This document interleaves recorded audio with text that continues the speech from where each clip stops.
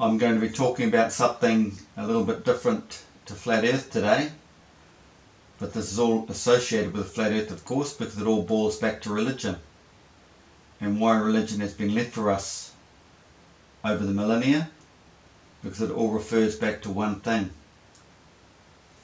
and one thing only: the meaning to life.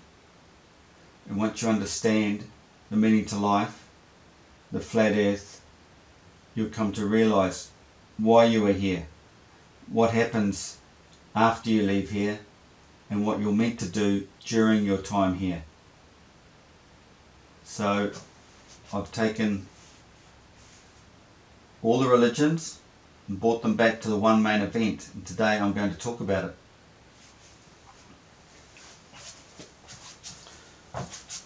So I'm not putting any religions down, I'm just giving you my opinion. You can call it an opinion.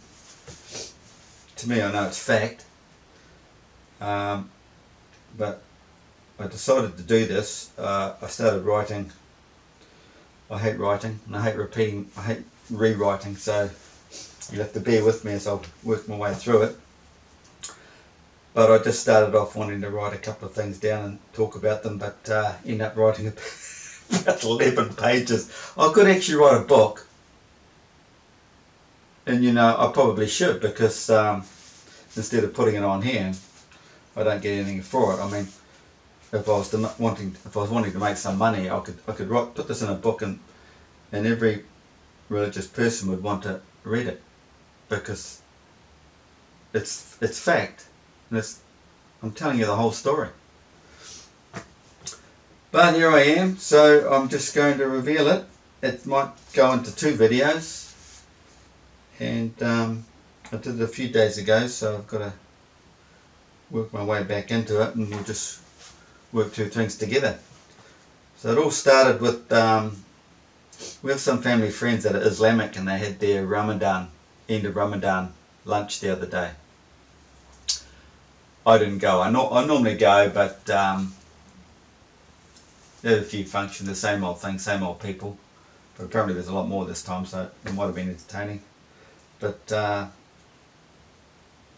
don't have much in common with their friends, unless they want to start talking Flat Earth and the universe.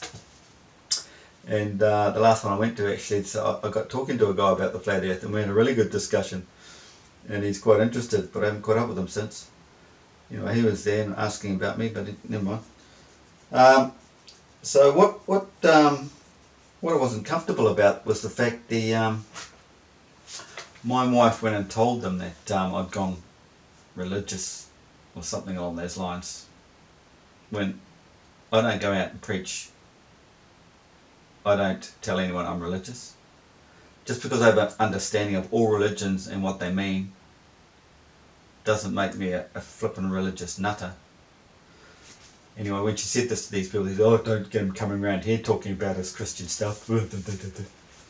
Well, the silly thing is, all religions are the same. They all boil down to the one thing. So this is why I'm doing a video, to show all these people, these ignorant people who think their religion is better than someone else's religion, that they all mean the same thing. They're just told differently. And radicals just go way over the top and interpret things completely wrong, and just are basically fruitcakes. So like I said, I'm not putting anyone down, I'm not putting Islam down, and I don't want to upset any Christians, but this is what you've got to consider. This is what you have to think. Religion, when you understand religion, it's still a divine, it's a pure divine thing. And the Jesus story, we all like the Jesus story. It's quite emotional, but the horrific stuff in there, it never happened. It's just spun for the common man. But it's a divine awakening. So just hear me out. Hang in there. It's going to be a couple of videos. So I'll start at the top, and there we go. The Islamic calendar is based on the visible crescent of the moon after new moon. Ramadan is the 9th month of the Islamic calendar. in the 9th month in which the Quran was revealed to the Islamic prophet Muhammad. Well, what is the 9th month? See, you go search, well, where's the 9th month? And I don't find anything solid to say which is the 9th month. I put a couple of notes, wrote some stuff on the board here and started working my way backwards because I didn't think I was going to be writing all this. So, 1444, that was the year the Quran was sent down to Muhammad, apparently, when he was in Medina, apparently, I think. So, look at this. It's 1440 minutes in a day, one day. But they've got another 4 there. Meaning on the day, the 4th day of the 5 holy days. Understand that? Day. On that day. On the 4th day. This is how all religion's written. You've got to think, what does it really mean? Accept that. 40 years ago, you can believe whatever you want. 2. In the Bible it tells you to remember your Passover. Passover is the full moon going overhead during your enlightenment, when a man has a second birth, a spiritual birth. So do we remember the date, or do we remember and honour that full moon? But the moon moves forward 11 days each year. So we'll end up away out of the season. And this is what the Muslims are doing. They're worshipping the new moon. In no religion does anything refer to a new moon. In a calendar sense, you could follow the new moon that way, and that's what they've done. But they cannot worship anything that happened in a new moon. There's nothing. It always happened on a full moon, because that's the strongest magnetic force, moves the water, the human brain, the spiritual enlightenment. So we've got that problem. 2, we've read that one. Way out of the season. So you have to stick with the date, not the strength of the moon or the position of the moon, the phase of the moon. That date, and the holy day was the 6th day of creation. We'll get into that later. 3. The ultimate season of Passover is spring, the 6th day of spring, and the day considered as the day of creation. It's in the Bible as the creation of earth, but it's on the same lines as man's spiritual awakening. It's parallel. And the most divine story is the Jesus story in Christianity. The Jesus story, man's spiritual awakening, correlates with the one-off occurrence of Earth's creation.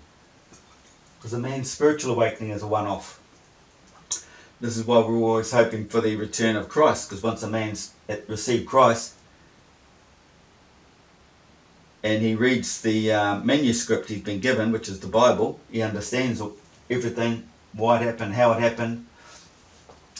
Everybody who's received it is going to want the return again, because they, mind-blowing.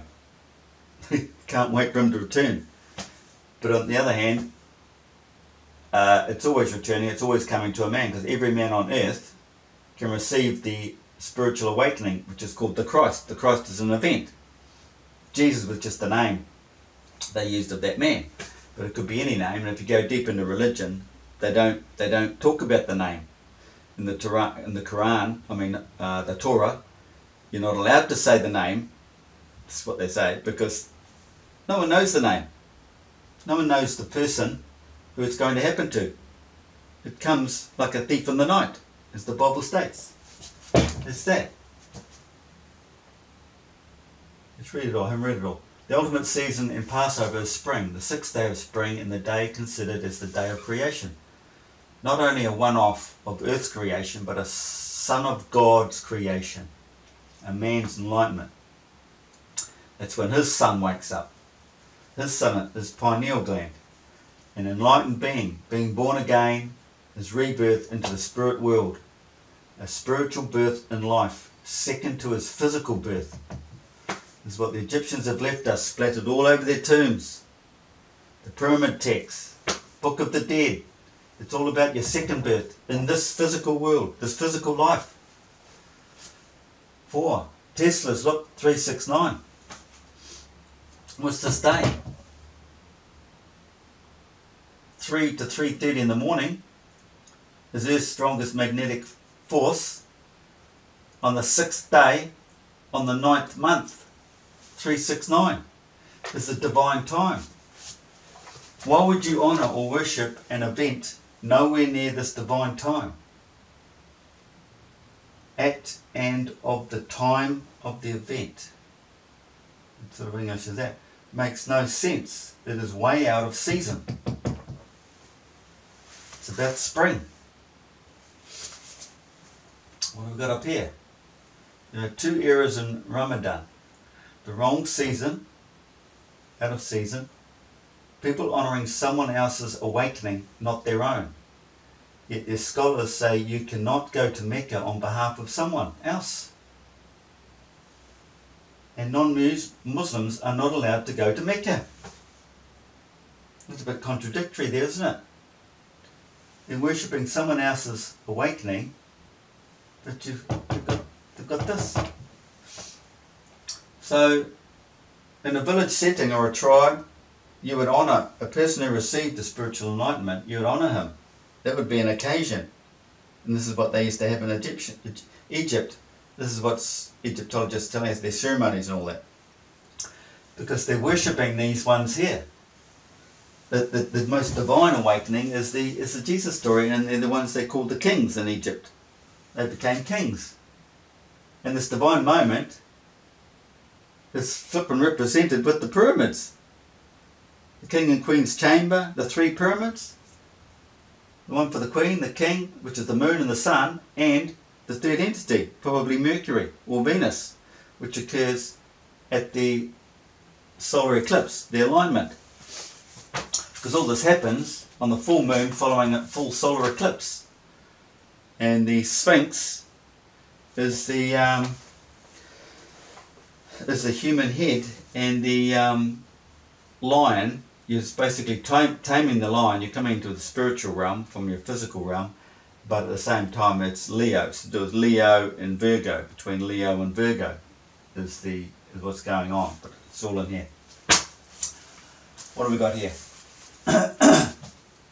Muslim sanctuary, holy places, Mecca. Medina is just means city. Christian sanctuary, holy places, Jerusalem. A foundation to lay a cornerstone. That's what it means. A cornerstone, there's your stone. In other words, a new beginning. His newfound spiritual awakening. His rebirth. I've got but it's both of the same thing, just split off from each other and gone their separate ways. This is Jerusalem, Dome of the Rock. There's your dome, there's your rock. Temple Mount. It has been mounted in the temple. It's all about the pineal gland. You don't have a big flippin' pine cone sitting in the middle of the Vatican for no reason. So let me go on. So the funny thing is, here we go. Let's go back a bit. Ramadan is the 9th month of the Islamic calendar, and the 9th in which the Quran was revealed to the Islamic prophet Muhammad. The funny thing is, in our Gregorian calendar today, puts September as the 9th month of the year. The calendar, which is also known as the Western calendar or the Christian calendar, referred to Revelations 12, crying out in pain, trumpet sounds around the world. I don't know why I put that in there, but it's something to consider. Well, what happened in September? It is the first week of the Southern Hemisphere spring, and it just so happens to represent the new year in ancient Egyptian times, the 11th day apparently. But there's something going on there. I think they've misinterpreted it, or deliberately done something weird there, because basically it should be the 6th of September, and maybe they've just added on the 5 holy days to it, which brings it to the 11th. But the 5 holy days are within the 6. It's like 4, 5, 6, 7. But then again, no, it's 2.5 days each spring, because 2.5 days that the sun sits equilibrium level at the equinox. 2.5 days at each spring, March and September. Those are the 5 holy days. That's the story in Egyptian myths, with Thoth winning those 5 extra days where the moon could give birth. This is spiritual birth to a man. There's those 5 holy days that were added on to the 360 degrees. Because you've got 360 degrees, the sun going around for the season. But the 5 holy days, it's not going, it's not moving, it's equilibrium. It's not going down for the southern summer or up for the winter, northern summer. That's what that all means. It wouldn't have been the first crescent. We go back to the Muslim, you see, it's not the crescent. The 6th was the full moon. It all works off a full moon. Because it was full moon on the 6th, it is 17 days before a crescent. 17 days. It has to go right back round to new moon, then come out again. It's 17 days. Now 17 days is a special figure used in all religions, and I'm going to go into that as well. So there's another example. It's used about 4 times. 17 days between events. So now let's go to the Bible for a minute. In Genesis 11:7, it states, "Go to, let us go down and there confound their languages, that they may not understand one another's speech." Well, this is the true religious story. This means the true religious story has been confused, broken up into puzzle pieces, and I have found all the pieces, and I'm putting them all together today for you guys, free of charge. Now, he's confound the pieces, they're puzzle pieces splattered around the world in different religions, and then of course you've got the different dialogues, languages, which is obvious.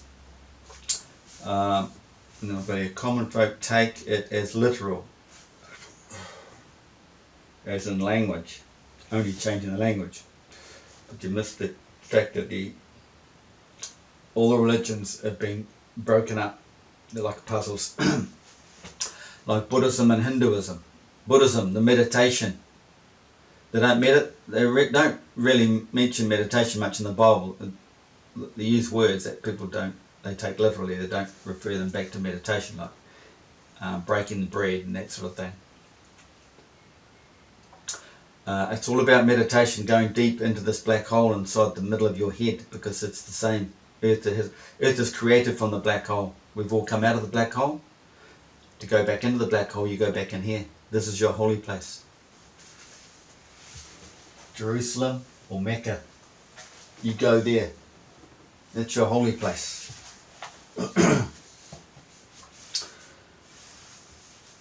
So let us start with the Christian story of Jesus and creation, because they are linked. What man is to understand is there is 2 births in a human life. One is physical birth, and second is spiritual birth. The spiritual birth is what all religion is all about. All that the ancient Egyptians are showing us with their funeral texts or Book of the Dead. It is all based on your second birth, which is known as the rebirth, a spiritual birth that is non-physical, where your first birth is proclaimed to die. And these are all the mythological stories, all the gruesome slaying, the devil, the dragon or whatever, doing the slaying, the killing, and the raw deal Jesus got, that sort of thing. But that's just part of the story. Drama. That's Hollywood for you.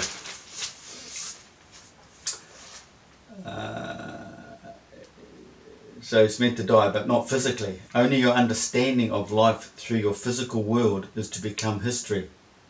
You are now awoken to the mysteries of the world and its creation, understanding reality as opposed to false beliefs common men follow blindly, in vain and ignorance. You have now become what the ancient Egyptians called kings. And that's due to the solar eclipse. Now, when it comes to queens, I think they could refer to lunar eclipses. But I haven't looked into lunar eclipses much. It wouldn't take much. So, what is the spiritual rebirth? How and when does it occur? Let us go back a bit to life itself. Life is like a game. This is where we just seek out, this is where we must seek out the truth and the meaning to life. You will not enter the kingdom of God unless you win the prize. And the prize comes in a conscious state at the time of planetary alignment. John 3.3. Jesus replied, "Very truly I tell you, no one can see the kingdom of God unless they are born again." He also said in John 3:5, "Unless they are born of water and the Spirit." This is God. The good book also mentions the event will come like a thief in the night. This is a divine event to do with its planetary alignment, not just going down to your local building that looks like this and getting some water splashed on your head, or going down to the lake and having your head dipped in the water, okay? There's a bit more to it than that. That can give you some faith, but it's not the spiritual awakening that we're talking about here. But it's all about your conscious state. If you're not in the right place, you're not going to receive. You have to be open-minded and a decent person. Especially not an atheist who thinks all religion's just quackery.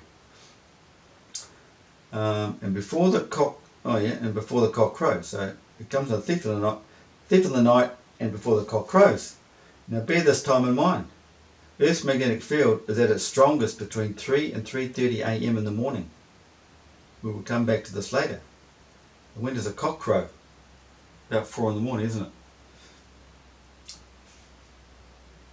So no one will know if or when the event will occur to them. But some have claimed it came to them while in a state of sorrow or prayer. But we need to realize that the event known as the Christ is a one-off and divine event, the one our Bible is talking about. Any other event is of a minor occurrence that does not fully awaken you to the unknown. And let us start with the birth of Christ's story, as it were, which is an event on a biblical scale. A man's spiritual awakening. So straight away we start with the Christ being born in the manger. What is a manger? It is a long trough. The long trough is the Milky Way. Christ is the sun, S-U-N, and S-O-N. They are interchangeable. The sun is tucked into the Milky Way, like an egg in a nest. What is a nest made of? And what's the story we know of Jesus being born in a manger? Plenty of straw in there, isn't there? Well, hey.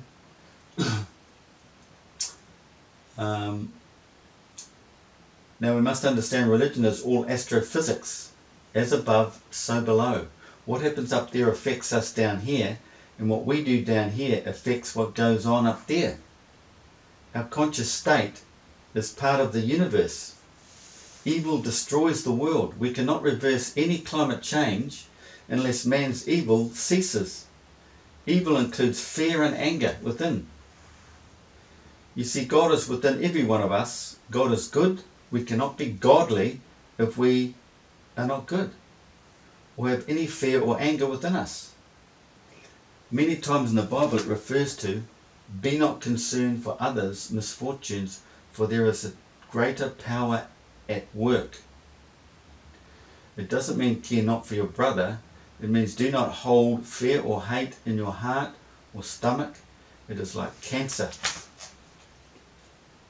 And this is what the elites are doing with the world. They create fear. It's fear all the time to keep you in that low state. That's hell. A lower state. It's your lower chakras. You've got to elevate, go up the mountain, up to that place up there. That's what's going up the mountain is. Turn your flipping TV off. Or a frickin' rocket it. But then again, you get YouTube on there and you learn a lot of stuff off YouTube. It's science and everything. But you mention that YouTube to normal common dipsticks. YouTube. Like they've never seen it before. All education is all put on YouTube. And everyone else's opinion, that doesn't get heard out in the mainstream. It's the mainstream, that's the garbage. You get the truth on YouTube. But you've got to think, you can't just accept everything you see on YouTube as fact. Got to use a bit of nous. Those who perpetrate the evil will pay dearly. An example would be the American police. They're to serve and protect people, so what do they do if you query their godly status? They beat the shit out of you or shoot you dead. All those officers have no idea what awaits them come Judgment Day. I mean, bad guys are bad guys and they will pay for their sins, but those in authority using their position for evil, that is the worst kind. They will burn in hell, I tell you. Okay, back to the birth of Christ, like I've said. It is based on an astronomical event in connection to your state of mind at the time, and the ultimate time in the Christ story was at 3:03 a.m. to 3:33 a.m. at the full moon on the 6th day